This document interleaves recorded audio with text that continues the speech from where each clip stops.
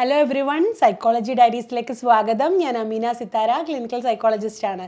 ഇന്ന് ഞാനിവിടെ പറയാൻ പോകുന്ന ടോപ്പിക്ക് സെക്ഷൽ ഹൈജീനിനെ പറ്റിയിട്ടാണ്.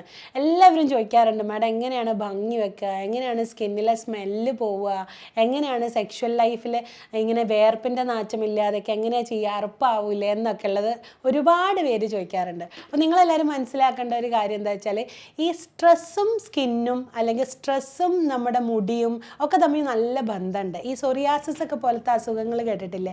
സ്ട്രെസ്സ് കൂടുന്നേരം ഈ അസുഖം കൂടും. സ്ട്രെസ്സ് തന്നെ ഉണ്ടാക്കുന്ന ഒരുപാട് സ്കിൻ ഡിസോർഡേഴ്സും റാഷസും ഒക്കെ ഒരുപാടുണ്ട്. അപ്പോൾ സ്ട്രെസ്സ് വന്നു കഴിഞ്ഞാൽ മുടി കൊഴിഞ്ഞു പോകുക, ഒരുപാട് കാര്യങ്ങൾ അങ്ങനെയുണ്ട്. അപ്പോൾ സ്ട്രെസ്സ് കുറയ്ക്കാനായിട്ട് ഉള്ള കാര്യങ്ങൾ നമ്മൾ ചെയ്യുക എന്നുള്ളതാണ് ആദ്യമായി ഇമ്പോർട്ടൻ്റ് ആയിട്ട് ഇതിൽ പറയാനുള്ളത്. അപ്പോൾ ഞാൻ ചില പേഷ്യൻസിൻ്റെ അടുത്ത് ഞാൻ പറയും, രാത്രി ഉറങ്ങുന്നതിന് മുന്നേ അല്ലെങ്കിൽ രാവിലെ ഉറങ്ങി എണീച്ച ഉടൻ തന്നെ വെറുതെ പച്ചവെള്ളം കയ്യിലെടുത്തിട്ട് ഇങ്ങനെ മുഖം ഇങ്ങനെ കുഞ്ചി മൂക്കിൽ കൂടെ ശ്വാസം വിട്ടിട്ട് ഇങ്ങനെ കുമിളകളായിട്ട് ഇങ്ങനെ ബബിൾ വാഷ് എന്ന് പറയും. അങ്ങനെ ബബിൾ വാഷ് ചെയ്ത് നോക്കും. ഒരു 1 മിനിറ്റ് നേരമൊക്കെ ചെയ്ത് നോക്കും. മൈൻഡ് ഒന്ന് റിലാക്സ് ആവും. അപ്പോൾ അന്നേരം കുറച്ചും കൂടിയൊക്കെ മുഖം ഗ്ലോ ആയ പോലെ തോന്നും.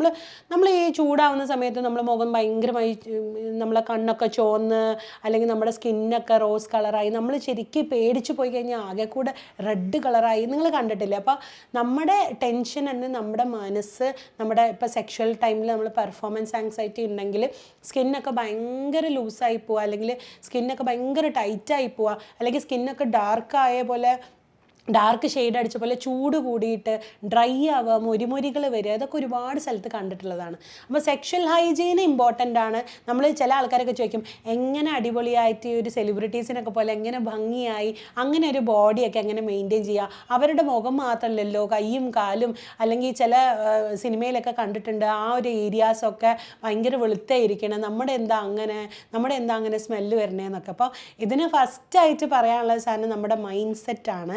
നമ്മൾ ഈ മനസ്സ് നമ്മൾ ശരിയാക്കി ഹാപ്പി ആയിട്ടിരിക്കുമ്പോൾ നമുക്കൊരു ഭംഗി കൂടിയ പോലെ തോന്നും. ചില ആൾക്കാർ പറയും, ഡെലിവറി കഴിഞ്ഞ് കഴിഞ്ഞാൽ അല്ലെങ്കിൽ കല്യാണം കഴിഞ്ഞ് കഴിഞ്ഞാൽ അല്ലെങ്കിൽ ഹോസ്റ്റലിൽ നിന്ന് വന്നു കഴിഞ്ഞാൽ വീട്ടിൽ നിന്ന് ഒരു ഭംഗിയൊക്കെ വെച്ച പോലെ ഒരു തുടിപ്പൊക്കെ വന്ന പോലെ തോന്നും, സ്കിന്നൊക്കെ നന്നായ പോലെ തോന്നും. വെയിലത്തുനിന്ന് ഉള്ളിൽ തന്നെ ഇപ്പോൾ ഗൾഫിലൊക്കെ പോയ ആൾക്കാർ അധികം അവിടുത്തെ AC തന്നെ ഇരുന്ന് സ്കിന്നൊക്കെ മാനേജ് ചെയ്യുന്നതിനെ കൊണ്ട് ഗൾഫുകാർ വന്നു കഴിഞ്ഞാൽ ഒരു പ്രത്യേക ഭംഗി. അയാൾ 1 മാസം 2 മാസം നാട്ടിൽ നിന്ന് കഴിഞ്ഞാൽ തന്നെ ആ ഭംഗി അങ്ങോട്ട് പോവുകയും ചെയ്യും. നമ്മൾ കഴിക്കുന്ന ഫുഡ്, നമ്മൾക്കടിക്കുന്ന പുക, കാറ്റ്, ഇതൊക്കെ നമ്മുടെ സ്കിന്നിനെയും എല്ലാത്തിനെയും നമ്മളെ ബാധിക്കും. അപ്പോൾ നമ്മുടെ മൈൻഡ് സെറ്റ് ആദ്യം റെഡിയാക്കുക, നമ്മുടെ സ്കിന്ന് റെഡിയാക്കുക. അപ്പോൾ നമ്മൾ സന്തോഷം ഉണ്ടാക്കിയെടുക്കാനായിട്ട് ശ്രമിക്കുക. കൂളായിട്ട് കാം ഡൗൺ ആയിട്ടിരിക്കാൻ വേണ്ടി അങ്ങനത്തെ റിലാക്സേഷൻ സാധനങ്ങൾ അല്ലെങ്കിൽ മെഡിറ്റേഷൻസ് അല്ലെങ്കിൽ സ്ട്രെസ്സ് കുറയ്ക്കാൻ വേണ്ടി ബ്രീത്തിങ് എക്സസൈസുകൾ, ഇങ്ങനത്തെയൊക്കെ കാര്യങ്ങൾ ചെയ്യുക എന്നുള്ളതാണ് ഒന്നാമത്തെ കാര്യം. രണ്ടാമത്തെ എന്ന് പറയുന്നത് നമ്മൾ ഫിസിക്കൽ ഹൈജീനാണ്. അതായത് നമ്മുടെ ശരീരത്തിന് നമ്മൾ ശ്രദ്ധിക്കുക, നമ്മൾ രക്ഷിക്കാൻ വേണ്ടിയിട്ടുള്ള ഓരോ സാധനങ്ങൾ നമ്മൾ പുറത്തിറങ്ങുന്ന സമയത്ത് നമ്മൾ ഫേസ് കവർ ചെയ്ത് പോകുക, ആ മുടി കവർ ചെയ്ത് പോവുക, അങ്ങനത്തെ കാര്യങ്ങളൊക്കെ. ഇപ്പം ഞാൻ ഫേസ് മുടി മാത്രം പറയുന്നത് അതാണ് നമ്മൾ പുറത്ത് എക്സ്പോസ് ആവുന്ന സാധനങ്ങൾ. ബാക്കിയുള്ളതൊക്കെ നമ്മൾ ഡ്രസ്സ് ധരിച്ചിട്ടാണല്ലോ പോവുക. ഓക്കെ. പിന്നെ കുറേ ആൾക്കാർ ചോദിക്കുന്നൊരു ചോദ്യമാണ്, ഈ സെക്സിൻ്റെ സമയത്ത് ഭയങ്കരമായി സ്മെല്ല് ഉണ്ടാവുന്നുണ്ട്. ഇപ്പോൾ വായനാറ്റം പ്രധാനമായൊരു സാധനം. എല്ലാവരും, നിങ്ങൾ ആണായാലും പെണ്ണായാലും എല്ലാവരും ശ്രദ്ധിക്കേണ്ട ഒരു സാധനം, ഈ മൗത്ത് ഹൈജീൻ വളരെ ഇമ്പോർട്ടൻ്റാണ് സെക്സിന്. എന്താ വെച്ചാൽ സ്റ്റാർട്ടിങ്ങിൽ തന്നെ നമ്മൾ സെക്സ് ചെയ്യുമ്പോൾ ആദ്യം ഫോർപ്ലേയുടെ ഭാഗമായി കിസ്സ് ചെയ്യുകയൊക്കെ ചെയ്യുന്ന സമയത്തിൽ മൗത്ത് ഹൈജീൻ ശരിയായിട്ടില്ലെങ്കിൽ, എന്തെങ്കിലും ഒരു തരത്തിൽ സ്മെല്ല് നിങ്ങൾക്ക് ഉണ്ടായിട്ടുണ്ടെങ്കിൽ പിന്നെ ആ ഒരു സെക്ഷൽ ലൈഫ് അടിപൊളി ആവില്ല. ഒരുപാട് പേര് ഡിവോഴ്സിലേക്ക് വരെ എത്തിയിട്ടുള്ള ഒരു കാരണമാണ് ഈ മൗത്ത് ഹൈജീൻ.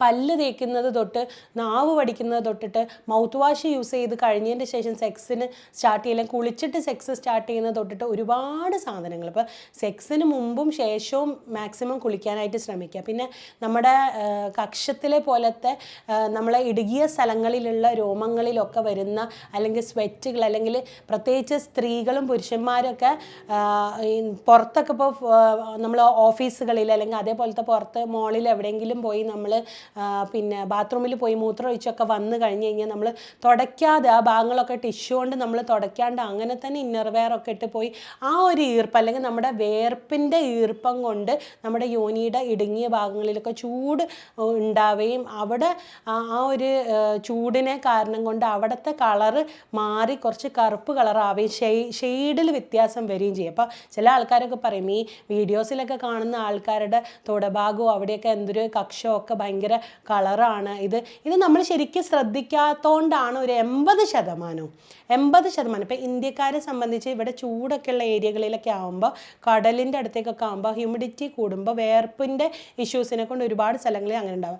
ഇംഗ്ലീഷുകാരൊക്കെ എന്ന് പറയുമ്പോൾ വെള്ളം കൊണ്ട് ഓവർ അവർ ബാത്റൂമിൽ കളിക്കില്ല, അവർ ടിഷ്യൂ ആണ് കൂടുതൽ യൂസ് ചെയ്യുക. അപ്പം വെള്ളം കൂടുതൽ യൂസ് ചെയ്ത് കളിച്ചിട്ട് മര്യാദക്ക് നമ്മൾ തുടച്ച് മാറ്റാതെ ഇന്നർ വെയറും പാൻറ്റും ഒക്കെ ഇട്ടും സ്പീഡിൽ പോകും. അപ്പോൾ ചെറിയ കുട്ടികളായാൽ പോലും നിങ്ങൾ പറഞ്ഞു കൊടുക്കുക, ബാത്റൂമിൽ പോയി കഴിഞ്ഞ് കഴിഞ്ഞാൽ അവിടെയൊക്കെ നല്ലോണം തുടച്ച് ഒപ്പി, കക്ഷത്തിലൊക്കെ ഒപ്പി, നനവൊക്കെ മാറ്റിയിട്ട് വേണം ഡ്രസ്സ് ഇടാൻ, കുളിച്ച് കഴിഞ്ഞ് വന്നാൽ എന്നൊക്കെ. എന്താ വെച്ചാൽ സെക്ഷൽ ഹൈജീനിൻ്റെ ഭാഗമായി നിങ്ങൾക്കൊരു പെൺകുട്ടിയാണ് ഉള്ളതെങ്കിൽ ഇത് കേൾക്കുന്ന മാതാപിതാക്കൾ ശ്രദ്ധിക്കുക. അവർ ചെറുപ്പം മുതലേ അവർ ആ ഒരു ശീലം നമ്മൾ പഠിപ്പിക്കണം. അല്ലാതെ വലുതായി കഴിഞ്ഞ് കഴിഞ്ഞാൽ അവരെന്നെ ആലോചിക്കും എൻ്റെ ഇവിടെ മാത്രം എന്താ കറുത്തിട്ട് എന്നൊക്കെ. ഇപ്പോൾ ഒരുപാട് ഡോക്ടേഴ്സുകൾ പലതരം മരുന്നുകളും ഹൈജീനിക് പിന്നെ സ്ക്രബുകൾ, ബോഡി വാഷുകൾ, ഇങ്ങനത്തെ ഒരുപാട് സാധനങ്ങൾ അവൈലബിൾ ആണ്.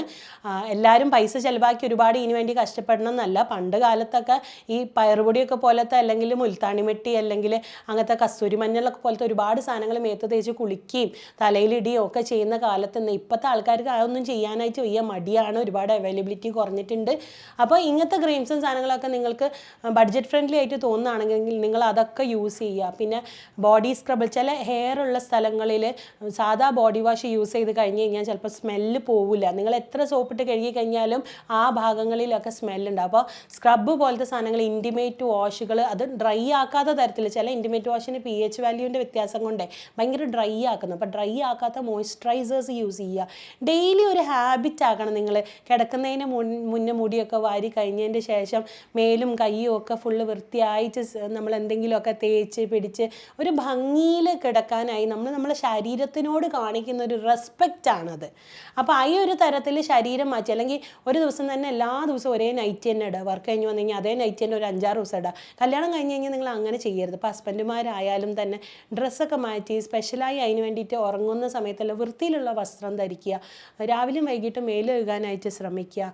ഇങ്ങനത്തെ കാര്യങ്ങളൊക്കെ. അതേപോലെ ചില ആൾക്കാരൊക്കെ പറഞ്ഞിട്ടുള്ള കാര്യമാണ്, ചില സ്ഥലങ്ങളിലെ ദുർഗന്ധം ഭയങ്കരമായിട്ട് പറയാൻ പറ്റൂലാത്ത ചില ദുർഗന്ധങ്ങൾ ഒക്കെ ഉണ്ടാവാറുണ്ട്. ചില ആൾക്കാർക്ക് പലതരം ബാക്ടീരിയൽ ഇൻഫെക്ഷൻസ്, ഫംഗൽ ഇൻഫെക്ഷൻസ്, മാസം വരെ ഇളക്കുക, ഈ അങ്ങനത്തെ ഒക്കെ കാര്യങ്ങൾ ചെയ്യുക. പിന്നെ ചെവീൻ്റെ ബാക്കിൽ ഒരുപാട് പേര് പറയാറുണ്ട്, കമ്മലുണ്ടല്ലോ, ഈ പെണ്ണുങ്ങളിടുന്ന കമ്മൽ, കാതിലിടുന്ന, അതിൻ്റെ ബാക്കിലൊക്കെ ചേറടിഞ്ഞ് കിടക്കുന്നുണ്ട്. അപ്പോൾ പെണ്ണുങ്ങൾ കുളിക്കുന്ന സമയത്ത് അത് കറക്റ്റ് വൃത്തിയാക്കാത്തതിനെ കൊണ്ടിട്ട് ഈ കഴുത്തിൻ്റെ ഭാഗത്തേക്കൊക്കെ ഫോർപ്ലേക്ക് വരുന്ന സമയത്ത് അവിടുന്ന് ഒരു ദുർഗന്ധം ഉണ്ടാവുക. ഇങ്ങനത്തെയൊക്കെ കാര്യങ്ങൾ. അപ്പോൾ ഇതൊക്കെയെന്ന് പറഞ്ഞു കഴിഞ്ഞാൽ ഞാൻ ആദ്യം മനസ്സ് നന്നാക്കുക, പിന്നെ ശരീരത്തിന് ടേക്ക് കെയർ ചെയ്യുക.